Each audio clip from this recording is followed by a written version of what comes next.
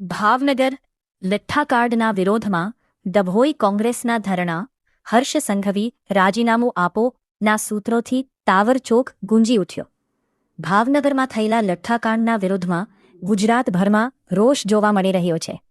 કોંગ્રેસ દ્વારા રાજ્યભરમાં વિરોધ અને ધરણાના કાર્યક્રમો યોજાઈ રહ્યા છે, જેના ભાગરૂપે ડભોઈ તાવરચોક ખાતે મહાત્મા ગાંધીની પ્રતિમા સામે કોંગ્રેસ દ્વારા ધરણા યોજવામાં આવ્યા હતા।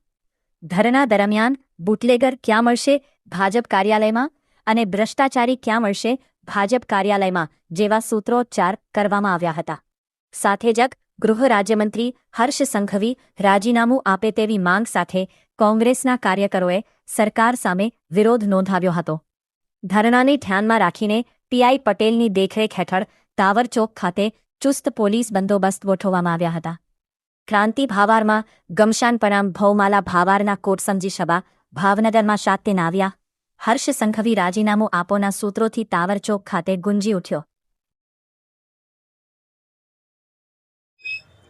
ભાજપની ડબલ એન્જિન સરકારમાં લીલોમાં બનાવતા ગૃહમંત્રી કોઈ ચમરબંધીને છોડવામાં નહીં આવે એવી ફાકા ફોજદારી કરે છે, ત્યારે આજે ભાવનગરમાં ભાજપના નેતાના સહકારથી જે નકલી દારૂ અને શરાબ પીવાથી નવ ગુજરાતીઓના અકાળે મૃત્યુ થયા છે।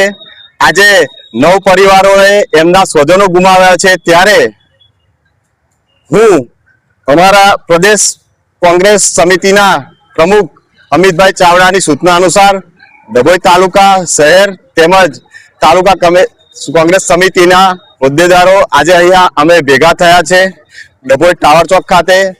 અને જે ભાવનગરની ઘટના બની છે તેના અનુસંધાને જેમ તમે નરી આંખે જોઈ શકો છો, જે ભાવનગરની આ ગઈકાલે ભીલાપુર સુધી આવી છે, ત્યાં બે જૂથો ભાજપના કોઈ દારૂના અને જુગારના અડ્ડા ચલાવવા બાબતે છૂટાથી મારામારી કરીને સામે આવ્યા છે। અને જ્યારે આપણા ડભોઈના જે ભાજપના નેતાઓ છે કે ડભોઈને દરબાવતી બનાવીશું, પણ ચોક્કસ મેં જવાબદારી સાથે કેમેરા સામે કહું છું કે આ લોકોએ ડભોઈને દારૂડિયું બનાવી દીધું છે। તમે કોઈ પણ પોલીસને પૂછો, પીઆઈ હોય, પીએસઆઈ હોય, જમાદાર હોય, પૂછો તો એ તમને ચોક્કસ પૂછતો તો કહેશે કે આ અહીંયા જે દારૂનું દૂષણ છે એ ભાજપના ઈશારે ચાલે છે। આ જગ જાહેર વસ્તુ છે અને અમે ચોક્કસ જ્યારે નડિયાદથી લઈને તળિયા સુધી ભાજપની સરકાર હોય અને આ બેફામ જે બુટલેગરો બન્યા છે તેના વિરોધ માટે અહીંયા ભેગા થયા છે અને ગૃહમંત્રી આ બાબતે વહેલી તકે રાજીનામું આપે એની અમે માગણી કરીએ છીએ।